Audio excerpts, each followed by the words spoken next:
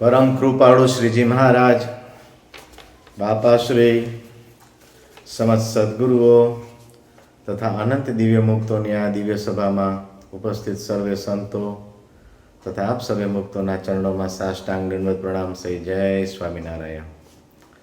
આજે તારીખ 18 ફેબ્રુઆરી 2024, મહાસુદ નોમ અને રવિવાર. આ અઠવાડિયાની બીજી એક વાત, થોડીક જાહેરાત કે તારીખ 23ના મહાસુદ 14 અને શુક્રવાર હળવદ મુકામે અનાદિમુક્ત પરમ પૂજ્ય શ્રી જાદવજી બાપાની જે અંતર્ધ્યાન તિથિ, એ નિમિત્તે ત્યાં આપણે સત્સંગ બ્રહ્મયજ્ઞ રાખ્યો છે. સામાન્ય રીતે આપણે ત્રીજો રવિવાર લેવાનું નક્કી કરેલ છે, પણ જાદવજી બાપાની તિથિ આવતી હોવાથી આપણે શુક્રવાર લીધો છે. તો એ સૌને જાણ માટે સૌ હરિભક્તો હળવદ મુકામે આ પ્રસંગનો લાભ લેવા પધારશો, એવી એક જાહેરાત. અને આજની આજે રવિવારની સભા, તેમાં આજે આપણે અનાદિમુક્ત શ્રી રાકેશભાઈ પટેલને સાંભળીશું.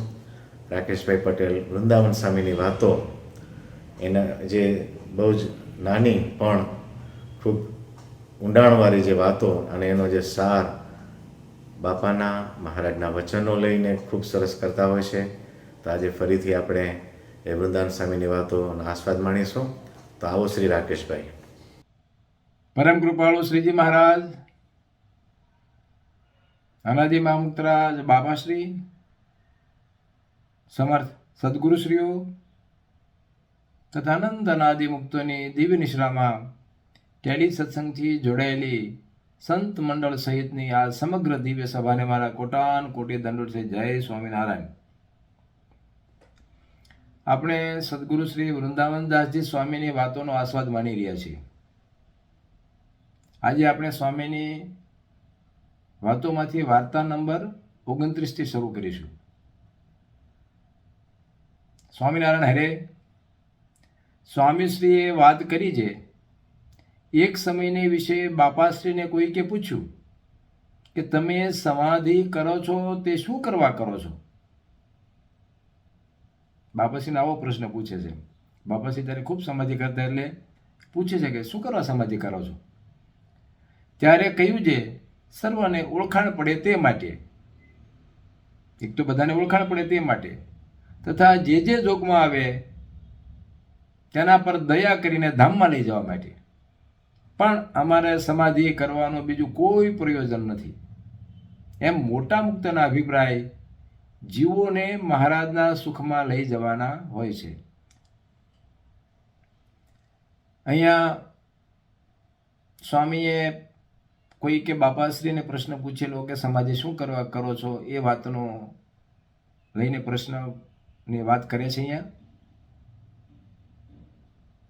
જ્યારે મહારાજે પણ આ પૃથ્વી પર આવીને સમાધિ પ્રકરણ કરેલું ને, અને પોતાનું ખૂબ સામર્થ્ય વાપરેલું, ત્યારે પણ આવા પ્રશ્નો થયેલા. મહારાજને જ્યારે પહેલાં શરૂઆતમાં સંપ્રદાય સ્થાપિત કરવો હતો, ત્યારે બધાને આકર્ષવા માટે જ્ઞાન આપીને વાત કરીને કરે તો ખૂબ મોટો સમય જાય, અને બધાને જ્યાં અલગ અલગ જગ્યાએ શ્રદ્ધા આસ્થા બેઠી હોય એમાંથી વાળીને મહારાજને પોતાના સ્વરૂપમાં જોડવું એ કંઈ સહેલું તો નથી, એટલે અઘરું પડે. એટલે મહારાજે આ સમાધિનું પ્રકરણ ચલાવેલું. અને સમાધિ જ્યારે મહારાજે કરી ત્યારે પ્રશ્નો થાય, કારણ કે સમાધિ છે એ અષ્ટાંગ યોગમાં છેલ્લું અંગ છે. યમ, નિયમ, આસન, પ્રાણાયામ, ધારણા, પ્રત્યાહાર, ધારણા, ધ્યાન અને સમાધિ, એમાં સમાધિ છેલ્લું અંગ આવે. આ બધું યમ અષ્ટાંગ યોગના એક એક અંગો છે, એ કંઈ દરેકને સાધકને સહેલા નથી. તે ખૂબ મોટી સાધના કરે ત્યારે આ સમાધિના અંગ સુધી પહોંચે. એટલે બધાને પ્રશ્ન થાય કે આ સમાધિ કેવી રીતે થાય? પણ મહારાજને તો પોતાની ઓળખાણ કરાવી હતી અને અનંત જીવોને પોતાનામાં જોડવા હતા. એટલે મહારાજે એ અષ્ટાંગ યોગ સાધ્યો હોય, ન સાધ્યો હોય, પણ મહારાજના દર્શન કરે, મહારાજ દ્રષ્ટિ નાખે, એમાં બધાને સમાધિ થઈ જાય. મહારાજ કોઈકને રૂમાલ આપે, કોઈકને સોટી આપે, ફૂલ આપે, જેને અડાડે તો એનાથી પણ સમાધિ થઈ જાય. આવી ખૂબ અદ્ભુત સામર્થ્ય મહારાજે વાપરેલું. એ બાળકો હોય, યુવાનો હોય, વૃદ્ધો હોય, બ્રાહ્મણ, ક્ષત્રિય, શુદ્ર, વૈશ્ય, ગમે એ જ્ઞાતિ હોય, અને પુણ્યશાળી હોય કે પછી પામર હોય કે પતિત હોય, મહારાજે આ બધાને સ્ત્રી પુરુષોમાંથી કોઈ પણ જેને થાય બધાને સમાધિ કરાવી અને એને બધાને પોતપોતાના ઈષ્ટદેવના દર્શનો પણ કરાવ્યા. અને એક અદ્ભુત બધાનો એક સમાધિ પ્રકરણથી બધાને પોતામાં મહારાજ જે ભગવાન છે એની ભાવ બેસાડ્યો. મહારાજ વખતે પણ મુક્તાનંદ સ્વામીનો પ્રશ્ન થયેલો આ સાંભળીને. ત્યારે મહારાજની સાથે મુક્તાનંદ સ્વામી નહોતા, બહાર હતા. તો મહારાજને મળ્યા છે અને મહારાજને કહે છે કે મહારાજ આ બધું શું ચલાવ્યું છે, કે સમાધિ થવી કંઈ સહેલી થોડી છે, એમ કે આવું થોડું થઈ શકે. મહારાજને કહે છે. અને નિષ્કળાનંદ સ્વામીએ પણ ભક્તિ ચિંતામણીમાં ના 49મા પ્રકરણમાં આ બાબતનો ઉલ્લેખ કર્યો છે. મુક્તાનંદ સ્વામી જે મહારાજને કહેવા આવે છે એનો. અને મુક્તાનંદ સ્વામી કહે છે કે મહારાજ દિયો પાખંડ મેલી, સત્સંગમાં ન થાવું ફેલી, સમાધિ નથી કાંઈ સોયલી, મોટા યોગીને પણ દોયલી. વાત તો બધાને સમાધિ તો કે અત્યારે કેટલા સમાધિવાળા એમ એટલે સમાધિવાળો તો ઘણા જ હોય, કોઈક એવા સિદ્ધ પુરુષો જ હોય, એટલી સાધનાના અંતે જ હોય. ત્યારે કે મહારાજને એમ થયું કે સ્વામીને ખુલાસો કરવા માટે પ્રયોગ જ બતાવવો પડશે. એટલે મહારાજે બાજુમાં સંતદાસ હતા એને સમાધિ કરાવી. અને સંતદાસને સમાધિ કરાવીને પછી મુક્તાનંદ સ્વામીને કહે છે કે સ્વામી જુઓ એના નાડીને બધું, પ્રાણને બધું. તો સ્વામીએ જોયું તો નાડીને બધું બંધ. સ્વામીએ જોયું કે આ સ્થિતિ તો ઊંચી છે, સમાધિની સ્થિતિ છે. પછી તો એ સમાધિમાંથી બહાર આવ્યા અને એને બધી દર્શન કરેલા, બધી વાતો કરી. પછી સંતદાસજી કહે છે કે રામાનંદ સ્વામીના દર્શન થયા. રામાનંદ સ્વામી એમ કહે છે કે મુક્તાનંદ સ્વામીને કેમ મનાવતું નથી. પછી મુક્તાનંદ સ્વામીના ખૂબ વિશ્વાસુ એવા માધવદાસ ત્યાં હતા. એમને પણ સ્વામીને કીધું કે સ્વામી આ સમાધિ એ પ્રકરણ મહારાજનું ખૂબ સાચું છે, હકીકત છે, એમાં શંકા કરવા જેવું નથી. મહારાજે કાલવાણી, બધે માંગરોળ, બધામાં ખૂબ સમાધિ પ્રકરણો ચલાવેલા. તો પછી સ્વામીને હા પડે છે. પણ કહેવાનું તાત્પર્ય એ છે કે આ સમાધિવાળી વાત જે છે એ બધાને પ્રશ્ન થાય. એમ બાપાશ્રીનું જે મહારાજે મોકલ્યા હતા, તો બાપાશ્રીને તો મહારાજે મોકલેલા અને અનંત જીવોના કલ્યાણ કરવા માટે મોકલેલા. એટલે બાપાશ્રી પણ દ્વારા પણ મહારાજે ખૂબ સામર્થ્ય વપરાયું. એક સત્સંગમાં મોટા છે એવું એક વખત તો પહેલાં દ્રઢતા થાય તો એની વાતમાં વિશ્વાસ બેસે ને. એટલે બાપાશ્રી નાનપણથી જ સમાધિનું પ્રકરણ ચલાવેલું, પોતે સમાધિમાં જતા રહ્યા હતા. અને સત્સંગમાં બધી એક પ્રસિદ્ધિ પામ્યા કે અબજીભાઈ છે એ સમાધિ કરે છે, સમાધિ કરે છે, સમાધિ કરે છે. પોતે બાપાશ્રી સ્વતંત્રપણે નિર્કલ્પ સમાધિ કરીને શ્રીજી મહારાજના સ્વરૂપમાં નિમગ્ન થઈ રહેતા હતા. ત્યારે એમના શરીરના જે નાડી પ્રાણ એની કાંઈ ગતિ ન જણાય. બીજા બધા તપાસ કરે તો બધું સ્થિર લાગે, શરીર કાષ્ઠ જેવું સજ્જડ જણાય. આવી સમાધિમાં બાપાશ્રી કોઈ વખતે 4 દિવસ, કોઈ વખતે 5 દિવસ, કોઈ વખતે 10 દિવસ ને 15 દિવસ સુધી બાપાશ્રી સમાધિમાં રહેતા. આવું બધું જોઈને સત્સંગમાં બધા જે જ્ઞાની સમજદાર જે સત્સંગીઓ હતા એને થયું કે આ અક્ષરધામમાં મહારાજ પાસે જઈને આવે છે, વાત કરીને આવે છે, પૂછીને આવે છે, જવાબ લાવે છે, એટલે આ ખૂબ મોટા પુરુષ છે, એવું બધાને હા પડી. અને એમ થયું કે હવે એ કલ્યાણ કરે એમાં શું શંકા કરીએ.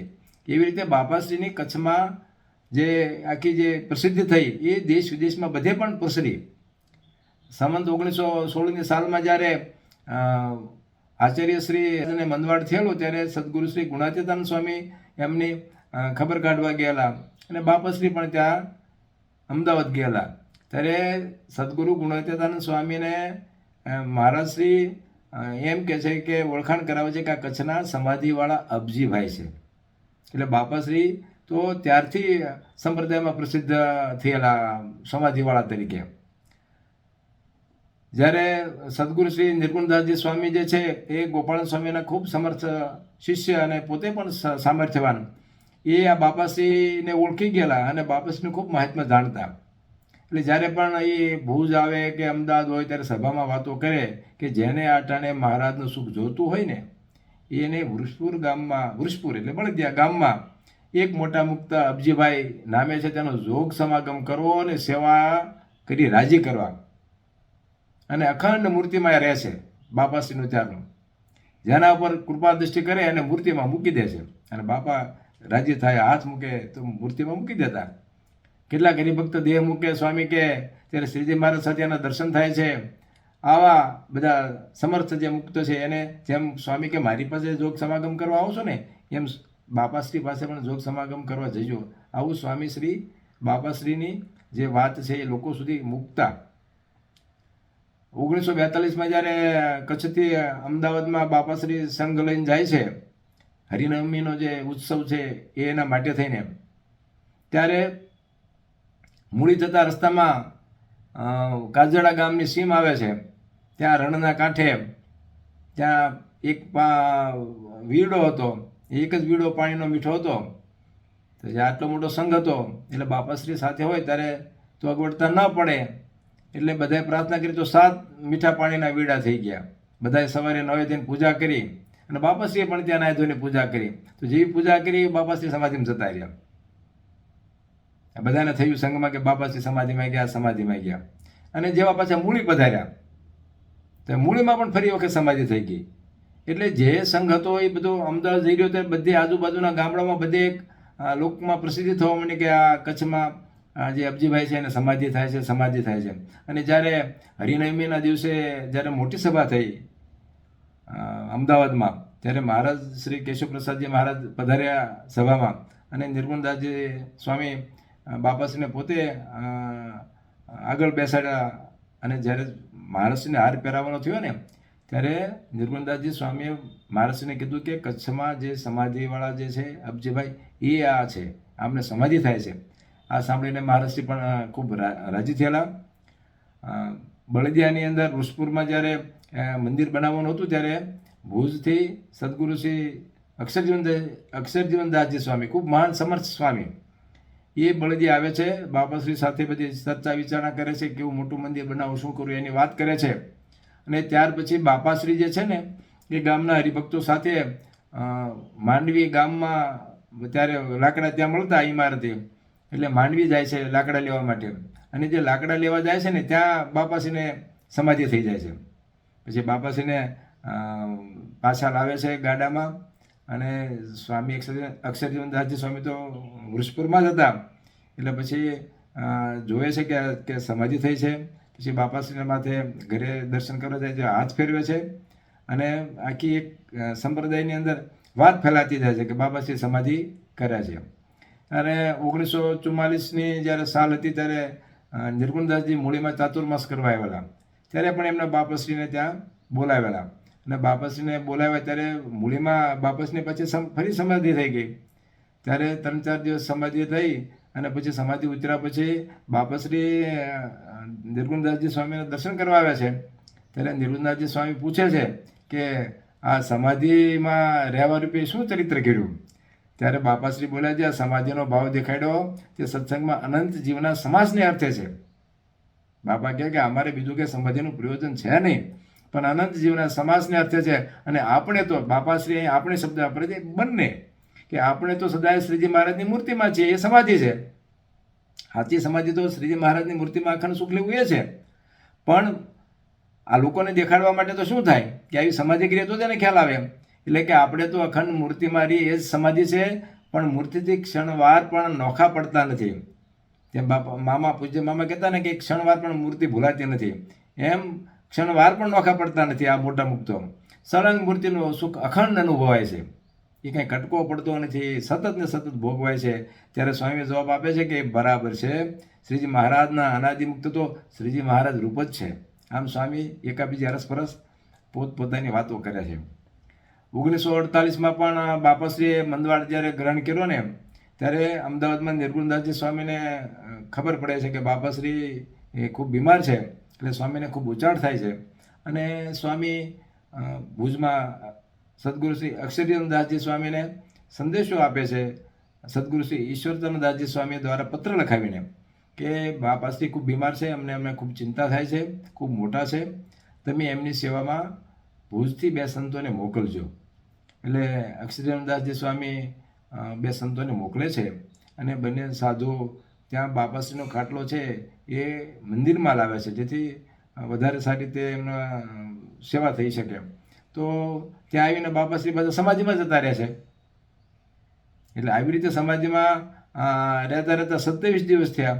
એટલે પછી સંતો સદગુરુ શ્રી અક્ષરધામદાસજી સ્વામીને લખે છે કે આવું છે, એટલે હવે અમને ચિંતા થાય છે કે હવે શું થશે.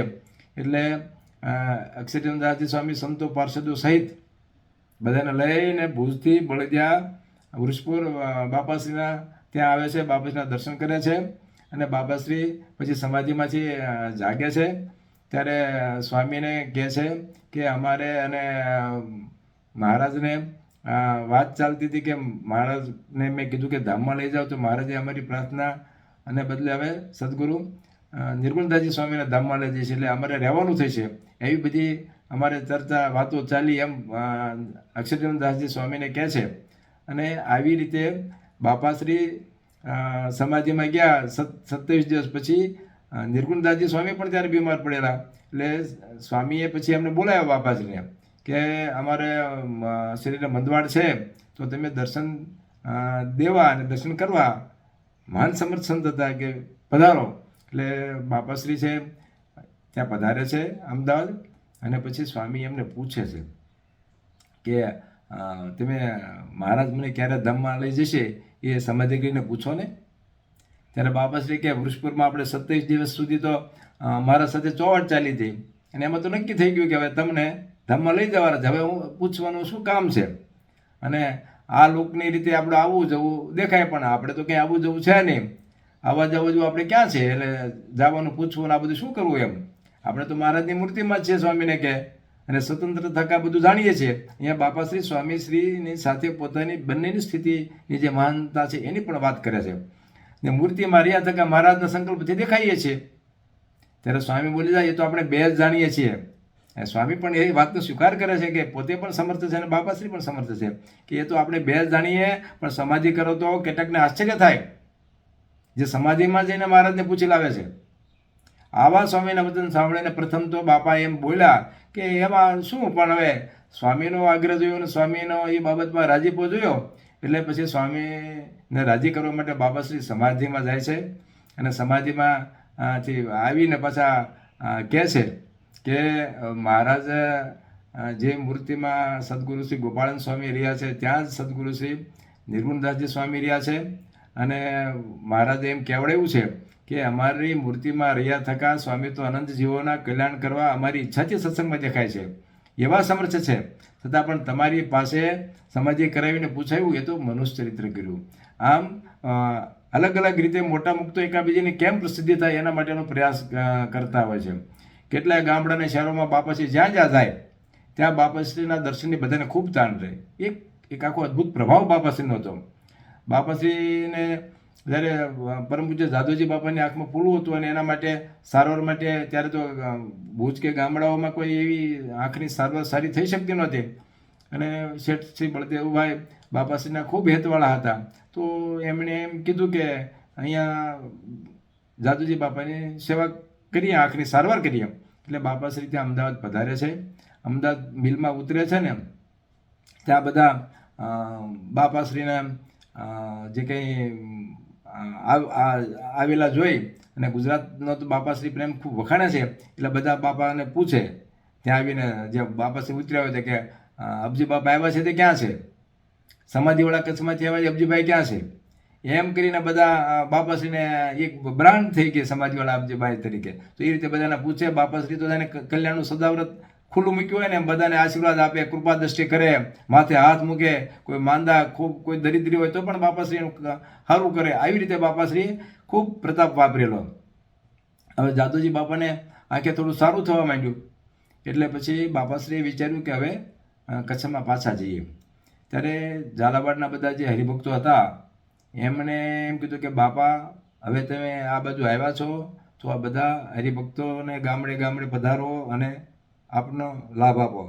ત્યારે બાપાશ્રી સદગુરુ શ્રી ઈશ્વરચરણદાસજી સ્વામીને પૂછે છે કે હવે કેમ કરશું આપણે આનું.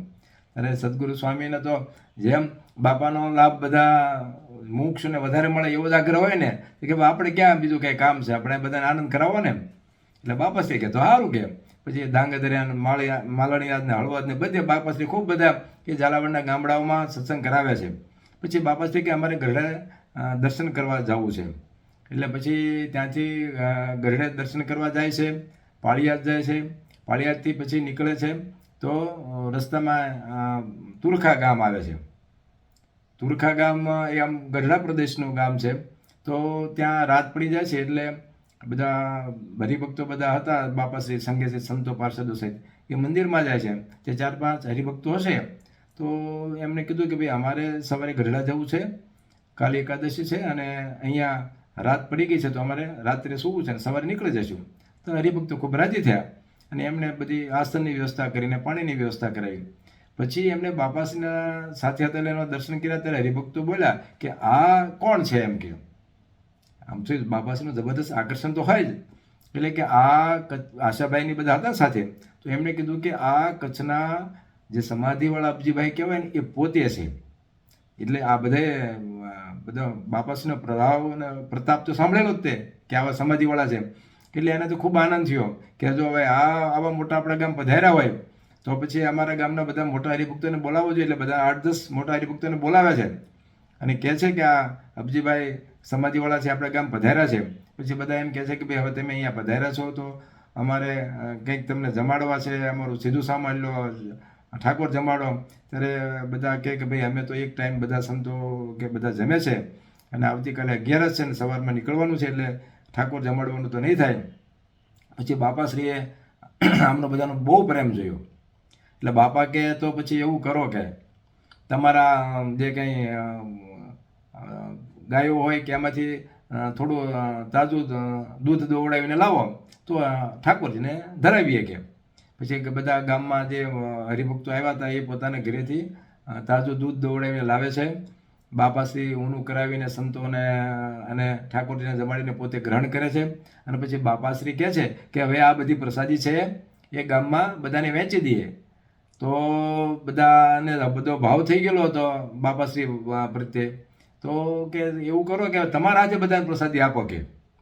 એટલે બાપાશ્રી કે એમ કેમ કરશું? તો કે કાંઈ વાંધો નહીં કે મંદિરની ડાળીએ છે ને એને આસન કરાવી દીધું અને બધા ગામમાં ફાનસ લઈને નીકળી પડ્યા શેરીએ કે જેને પણ કચ્છના અબજીભાઈ સમાધિવાળા આવ્યા છે એટલે જેને દર્શન કરવા હોય ને પ્રસાદીનો લાભ લેવો હોય એ બધા પધારજો અને આવતીકાલે સવારે વહેલા નીકળી જવાના છે.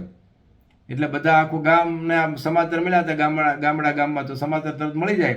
એટલે બધા નાના મોટા બાળકો યુવાનો બધા ઉમટી પડ્યા અને બધા પ્રસાદી લેવા માટે મંદિરમાં બેસી ગયા. બાપા બધાને પ્રસાદી આપે પણ પછી ખૂબ મોટો સમુદાય હતો એટલે બાપાશ્રીએ પોતે હાથ બોળીને બધાને પ્રસાદી અપાવડાવી અને પછી અમુક કે અમારે બધાને વર્તમાન ધરાવવા અમને કે કોઈ એમ કીધું. એટલે બાપાશ્રી કે તો લાવો પાણી અને પછી બધાના ઉપર પાણી છાંટે છે. અને બાપા કહે છે કે આ જે હું પાણી છાંટું છું ને એ તમે સાદું પાણી ન જાણજો, આ અક્ષરધામના છાંટા છે, મોક્ષનું સદા છાંટા છે એમ તમે જાણજો. એમ કરીને બધાને ખૂબ ભાવથી બધા ઉપર રાજીપે બાપાશ્રીએ આશીર્વાદ આપ્યા. અને પછી ગામના બધાને એમ થયું કે આવા મોટા બાપા પધાર્યા છે તો આપણે એમ કે આ જે પાળિયાદથી જે સિગ્રામને ગાડા આવ્યા છે ને પાછા મોકલી દો અને આપણા ગાડા અહીંથી લઈને જવી એવી સેવા કરીએ. જ્યારે મોટા પુરુષોની સેવાનો તકનો લાભ મળી જાય તો ખૂબ મોટી બાબત છે. એટલે પછી એને પાળિયાદના ગાડાને સિગ્રામ પાછા મોકલ્યા અને પોતે બધા ગાડા લઈને બાપાશ્રીને લઈને ગઢડા દર્શન કરવા 20 જણા સાથે જવા આવ્યા. આ મેં તુરખા ગામનો દાખલો એટલે આપ્યો કે આ બાપાશ્રી સમાધિ દ્વારા કેટલા ગઢપુરો દેશ હોય કે ગમે દેશ હોય એ બધે પ્રસિદ્ધ થયા હતા. એના માટે થઈને આપણે ચર્ચા વાત કરી. આ તુરખા ગામ છે એ આપણે ધર્માનંદ ડાયમંડ સુરતમાં એક મોટી પેઢી છે એના આપણે તુલસીભાઈ ગોટી છે એ આપણે એના પ્રકાશભાઈ ગોટી દીકરા છે એ બીકેભાઈ અને ડીએમભાઈના મિત્ર છે અને આપણે ઘણે દર્શને આવ્યા છે. એ ગામને બાપાશ્રી આવી રીતે મોક્ષરૂપ કરી મૂકેલું. એ બાપા તો ત્યાર પછી ભાવનગરે પધારે છે અને સુરત પણ અમારે બાપાશ્રી પણ પધારેલા છે. તાપી નદીમાં સ્નાન કરેલું છે જૂનું જે મંદિર છે ત્યાં પધારેલા છે, અને કોટવાલ અરદેશરજીને જે પાગ મહારાજે આપી હતી ત્યાં જઈને પણ બાપાશ્રીએ ખૂબ આનંદ કરેલો છે. એટલે બાપાશ્રીનું વિચરણ કોઈ પણ રીતે આ જીવને એમને શ્રદ્ધા બેસે અને વિશ્વાસ બેસે એ કરાવવા માટેનું હતું. એટલા માટે થઈને બાપાશ્રીએ ખૂબ વિચરણ કર્યું, સમાધિ પ્રકરણ ચલાવ્યું, બધું કરેલું છે. બાપાશ્રીની વાતો નો ભાગ 1 છે, એમાં 210મી વાત છે. એમાં બાપાશ્રી ને જે આપણે જે વાત છે કે શું કરવા સમાધિ કરો છો એનો ખૂબ સરસ રીતે બાપાશ્રીએ ખુલાસો થયેલો છે. એમાં પ્રશ્ન એમ છે, ઈશ્વરાનંદદાસજી સ્વામીએ બાપાશ્રીને પ્રશ્ન આવો પૂછેલો છે કે સમાધિવાળાને સમાધિ દેહમાં થતી છે કે જીવ દેહથી બહાર નીકળતો હશે. હવે સમાધિની જ વાત ચાલે છે એટલે પ્રશ્ન આપણે લીધેલો છે કે સમાધિ આ દેહમાં થાય કે પછી જીવ બહાર નીકળી જાય અને સમાધિ થાય. ત્યારે એના ઉત્તરમાં બાપાશ્રીએ એ પ્રશ્નનો તો ઉત્તર કરે જ છે, પણ સાથે પોતાની સમાધિ કેમ કરવી છે એનો પણ આમાં જવાબ આવી જશે. ત્યારે બાપાશ્રી કે અંતઃકરણમાં જીવ રહે છે ત્યાં જ સમાધિ થાય છે. એટલે સ્થૂળ દેહમાંથી સૂક્ષ્મ દેહમાં જીવ જાય છે, તે સૂક્ષ્મ દેહમાં રહીને સર્વેને જુએ છે અને પાછો સ્થૂળ દેહમાં આવે છે તે વિષયની આસક્તિ અવાય છે. આ સમાધિ થાય પછી પાછું આવવાનું ને એ વિષયની આસક્તિ વગર અવાય નહીં, એમ આપણે સંપ્રદાયમાં ખૂબ પ્રસિદ્ધ છે અને બધા જાણે છે. પણ પાછું અવાય છે એ કોને સમર્થન માટે શું છે એની વાત બાપાશ્રી અહીંયા કહે છે કે જે કોઈકના સમાસને અર્થે સમાધિ કરતા હોય, બાપાશ્રી તો કોઈને સમાસને અર્થે સમાધિ કરતા હતા, જે કોઈકના સમાસને અર્થે સમાધિ કરતા હોય તે તો સ્વતંત્રપણે જાય, એને જ્યારે ઈચ્છે ત્યારે જાય અને જ્યારે ઈચ્છે ત્યારે આવે, કોઈને સમાધિમાં પણ લઈ પણ જાય. બાપાશ્રીએ બ્રહ્મચારી મહારાજને સમાધિ કરેલી, એમ કોઈ પણ સમાધિમાં લઈ પણ જાય. એ તો બહુ સમર્થ કહેવાય બાપાશ્રી કે. એ તો ઘણા જીવોને સમાસ કરવાના માટે સ્વતંત્ર સમાધિ પોતે કરે, તેમાં બીજા જીવને સમાસ બહુ થાય. પછી હવે બાપાશ્રી એટલી વાત જનરલ કરીને પોતાની વાત કરે છે, અમે એટલા સારું સમાધિ કરતા પણ અમે તો સદાય મૂર્તિમાં ઝીલીએ છીએ. બાપાને સમાધિમાં રહેવું એ મુખ્ય બાબત નથી, એટલે તો મૂર્તિમાં ઝીલવું એ મુખ્ય બાબત છે. ઝીલવો શબ્દ કહે છે એટલે કેટલો આનંદ બાપા એ પોતે બતાવી રહ્યા છે કે મૂર્તિમાં કેટલો આનંદ છે, એટલે ઝીલી રહ્યા છે.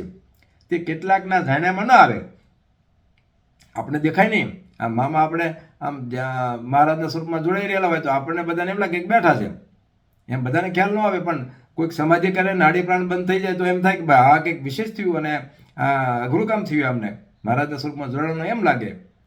એટલે કે સમાધિ કરીએ ત્યારે ઘણા જીવને આશ્ચર્ય થાય કે જે સમાધિવાળા છે તે બહુ મોટા છે, કારણ કે બધાને તો સમાધિ થતી નથી. બધાનો થઈને કોઈ વિશેષ થાય એટલે આશ્ચર્ય તો થાય. આટલી કેટલી સાધનાને અંતે પણ સમાધિ નથી થતી, એટલે સમાધિ થાય એટલે બધાને ભાવ થાય. પણ મૂર્તિમાં ઝીલીએ તેમાં આશ્ચર્ય ન થાય. બાપા કે મૂર્તિમાં ઝીલીએ આનંદ કરીએ એમાં આશ્ચર્ય ન થાય, કેમ કે એ કોઈને દેખ્યામાં ના આવે. માટે સમાધિ કરીને પ્રખ્યાતિ કરી અને હવે વાર્તા કરીને જ્ઞાન આપીને મોક્ષ કરીએ છીએ. બાપા કે અમારે સમાધિ કરવાનું બીજું કંઈ કામ નથી. આ સમાધિ કરીને પ્રખ્યાતિ એટલા માટે કરી કે એનાથી અમે પાસે આવે તો અમે જ્ઞાન કરીએ અને જ્ઞાન આપીને અમારે એને મોક્ષ કરવો છે. આગળ તો સમજણ વગર તો મોક્ષ થવાનો નથી. એટલે બાપાશ્રી કે આ અમે કરીએ છીએ. બાપા કે અમે જન્મ્યા નથી અને આ લોકમાં છીએ પણ નહીં. બાપાની તો અદ્ભુત સ્થિતિ, સદા મૂર્તિમાં જ છીએ. આ શબ્દો આપણને સાંભળવા ક્યાંથી મળે એવા અદ્ભુત શબ્દો છે.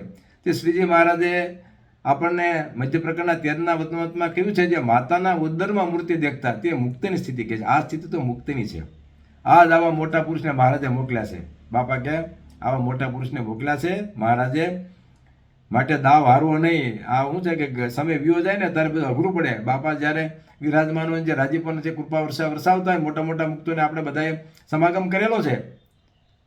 પછી મુનિ સ્વામી હોય, સોમચંદ બાપા હોય, જાદવજી બાપા હોય, મામા હોય, માસી બાપા, કેટલા મુક્તોના બધાને જેના જોગમાં આવ્યા છે એ જ્યારે વિદ્યમાન હોય ત્યારે ઉપર રાજી થાય ત્યારે કેવી અદભુત કૃપા કરે.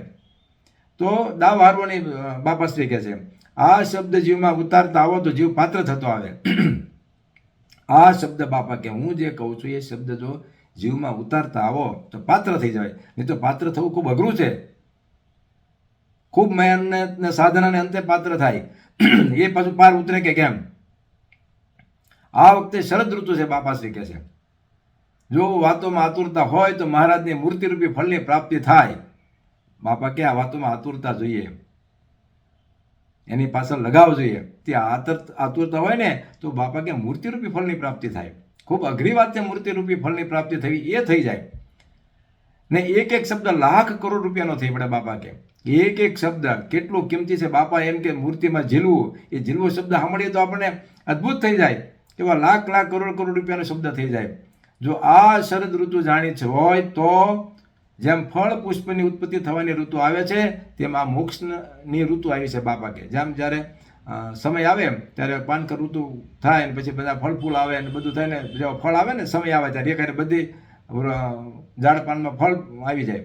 તો એવી રીતે અત્યારે બાપા કે આ કલ્યાણની ઋતુ આવી ગઈ છે. તમે એક સાથે ઋતુ બધાને આનંદ કરવાવાળી ઋતુ છે. અમારા મુખમાંથી વચન આવે છે તે સ્વાંત છે. તેને ઝીલનાર હોય તે કોઈકના કાંઈ ના કાંઈ ફળ પાકી પડે. બોલો, જેમ ચીપલામાં સ્વાંત નક્ષત્રમાં જે પાણી પડે તો એને મોતી થઈ જાય, એમ બાપા કે આ સ્વાંત વરસી રહ્યો છે એને ઝીલો. એ ઝીલો તો કંઈ ના કંઈ ફળ પાકી જાય, મહારાજની મૂર્તિ મળી જાય. આ શરદ ઋતુ ખરી આવી છે. બાપા કેમ શરદ ઋતુ આપણા બધા માટે ખૂબ ખરી આવી છે કે આપણને મોટા મુક્તિની વાતમાં હા પડે છે, એની વાતમાં વિશ્વાસ પડે છે. એટલે આપણા માટે પણ શરદ ઋતુ ખરી જ છે. તે બ્રહ્માનંદ સ્વામીએ કહ્યું છે કે શરદ ઋતુમાં આવો જો શામ રંગભર રમીએ. આ સંત અક્ષરધામનો દરવાજો છે. બાપા શ્રી કહે છે અમે શ્રીજીના મુખમાંથી લઈને સુખ પ્રવર્તાવીએ છીએ. બોલો, બાપા શ્રી કે મહારાજનું સીધું સુખ અમે પ્રવર્તાવીએ છીએ. આવા સમર્થ મુક્ત હોય એ કરી છે કે બધાનું કામ નથી.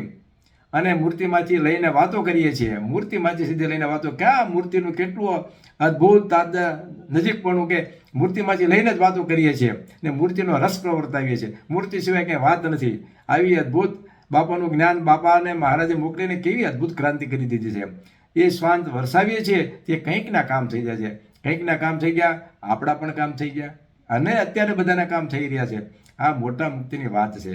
આમ સ્વામી 29મી જે વાત છે એ વાતમાં આપણને બાપાને જે પ્રશ્ન થયો સમાધિનો, તો એ સમાધિની વાતો પણ થોડી આપણે અંદર લીધી અને સમાધિની વાતો દ્વારા બાપાએ કેમ પ્રસિદ્ધિ કરી અને એનો શું હેતુ હતો.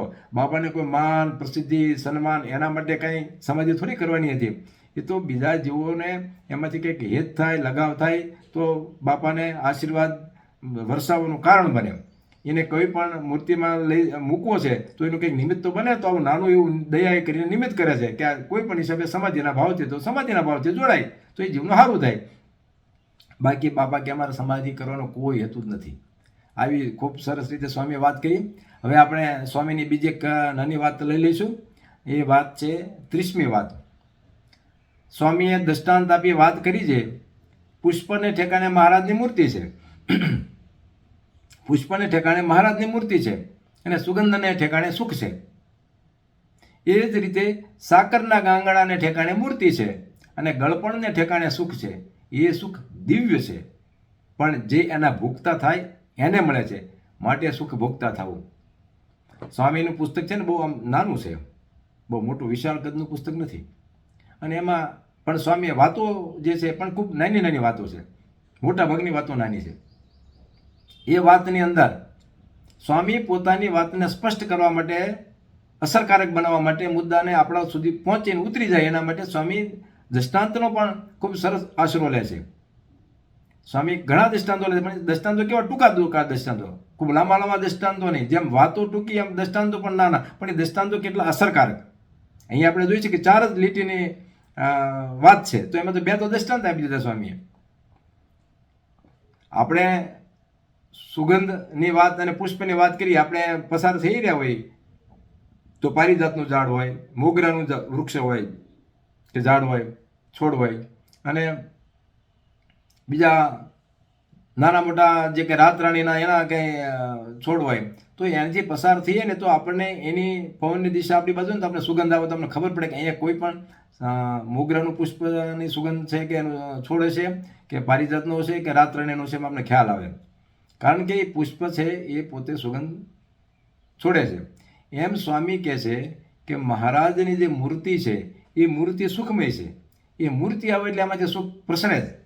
એમ પુષ્પ છે એ સુગંધ આપે છે, એમ મહારાજની મૂર્તિ પણ સુગંધ આપે છે. એમ બીજો પણ દાખલો સ્વામી કહે છે કે સાકરનો ગાંગડો હોય તો સાકરનો ગાંગડો કોઈ પણ જમે તો એનું ગળપણ એને આવે. એ સાકરના ગાંગડા સાથે ગળપણ જોડાયેલું જ છે. એમ સ્વામી 2 દાખલા આપીને એમ કહે છે કે મહારાજની જે મૂર્તિ છે એ મહારાજની મૂર્તિમાંથી સતત ને સતત સુખ પ્રસરાજ કરે છે, નવીન નવીન સુખ પ્રસર્યા કરે છે, અનંત સુખ પ્રસર્યા કરે છે.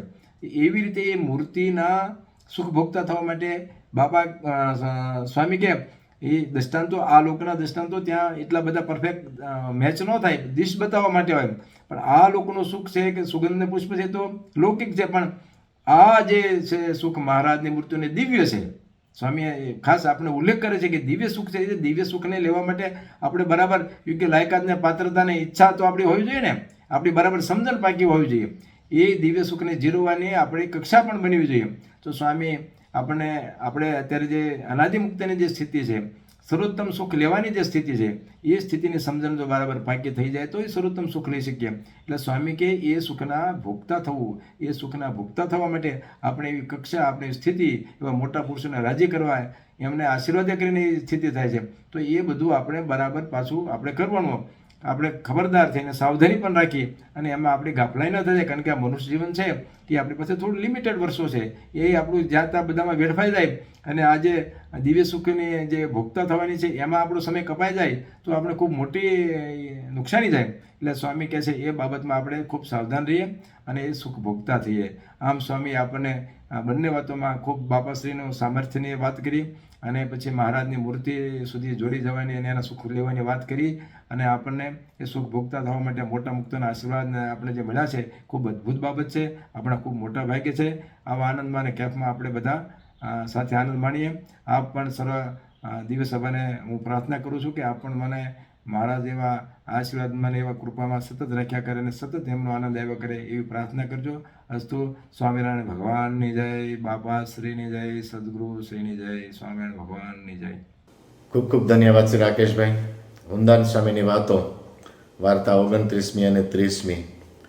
29મી વાતમાં સમાધિની વાત અને 30મી વાતમાં પુષ્પ અને સુગંધ, સાકર અને ગળપણ એ વાત. તો સમાધિની વાત ખૂબ વિસ્તારથી બાપાશ્રી જે સમાધિ કરતા, મહારાજ કરાવતા એની કરી, અને મૂર્તિમાં રહેવાની વાત જે છે એ એક દ્રષ્ટાંતથી ખૂબ સરસ દ્રષ્ટાંત આપ્યું છે. પુષ્પ અને સુગંધ, પુષ્પ અને સુગંધ જુદા નથી, સાકર અને ગણ પણ જુદું નથી, એમ મૂર્તિ અને સુખ જુદું નથી, મૂર્તિ એ સુખ. આવું એક ખૂબ સરસ જે વાત વૃંદાવન સ્વામીની, એનો વિસ્તારપૂર્વક જે એનો અહેવાલ કહેવાય આમ તો, એ જે રાકેશભાઈએ કહ્યો. અને બીજી વાત કહું તો સમાધિની વાત આવી એટલે થોડીક મને એક બીજી વાત યાદ આવી. શ્રીજી મહારાજ એવું કીધું છે કે આ જીવ છે એ પરાધીનપણે કરીને જાગ્રત, સ્વપ્ન અને સુષુપ્તિને વિશે જાય છે, પણ જો સ્વાધીનપણે જોઈ રહે અને જાગ્રત, સ્વપ્ન, સુષુપ્તિની અવસ્થાની વિશે જાય સ્વાધીનપણે, ત્યારે જ એ શાંતિને પામે. બાકી બીજો કોઈ શાંતિનો ઉપાય નથી, એવું મહારાજે પત્રો દ્વારા જે ઉપદેશ કર્યા છે એમાં લખ્યું છે. જે આપણે પ્રતિલોમ વૃત્તિનો પત્ર છે, જે પ્રતિલોમ ધ્યાનનો પત્ર આપણે કહીએ છીએ, જે ગોપાળાનંદ સ્વામીની વાતોમાં છે, એમાં આ વાત લખી છે. એટલે સ્વાધીનપણે જે રહેવું જીવનું એ જ એક બહુ મોટી વાત છે. અને જે સમાધિ છે એ કંઈક એવી વસ્તુ છે જે સ્વાધીનપણે જાય છે, જે મોટા મુક્તો સમાધિ કરે છે, મહારાજ સમાધિ કરે છે, એમાં પરાધીનપણું નથી. અને એ જે વાત છે એ થોડીક ભલે સમાધિના શબ્દો નથી લીધા, પણ આવી રીતે જે સ્વાધીનપણે જે જીવનું હોવું એ બહુ મોટી વાત. એ આ તો સમાધિના સંલગ્ન થોડી વાત. તો આવી રીતે ખૂબ સરસ સમાધિની અને મૂર્તિના સુખની વાત થઈ. હવે આપણે જાદવજી બાપાના દિવ્ય આશીર્વાદ વચન લેશું, કારણ કે જેમ મેં વાત કરીને એટલે આપણે આ રવિવારે જાદવજી બાપાના દિવ્ય આશીર્વચન લેશું. ત્યારબાદ 2 મિનિટની ધૂન કરી અને આજની આ સભાની આપણે પૂર્ણાહુતિ કરીશું. સહજાન સ્વામી મહારાજની જય, બાપા શ્રીની જય, સદગુરુ શ્રીની જય, સ્વામિનારાયણ ભગવાનની જય.